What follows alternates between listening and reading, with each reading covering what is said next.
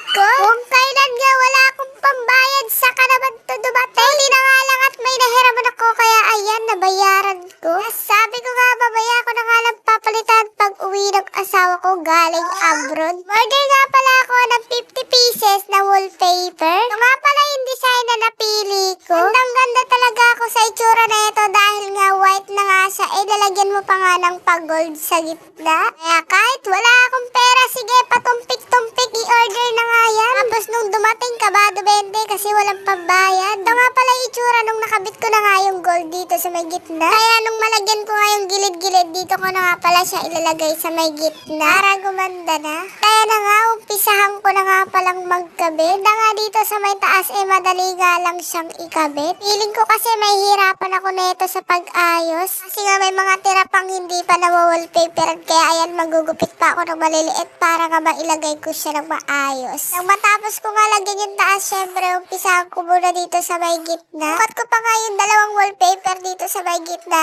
Kaso nga kulang pa rin. Kailangan 2 kalahati bago siya magkasya. Hindi talaga may wasin, may mga putol-putol dyan. Fast forward na nga tayo. Ito na nga pala yung itsura nung natapos ko na. Hindi na nga pala ako masyado nakapag-video dahil nga hinihiram mo ng anak ko yung cellphone ko, kaya pasipat-sipat lang. O diba, napakalinis tingnan, lalo na at puti. Nandiyan naman sobrang linis. Tapos dito nga sa may likod, puro kalat dahil nga dito ko lang sila tinamba. Hindi ko tuloy alam kung paano ko to ayusin. Aray ko.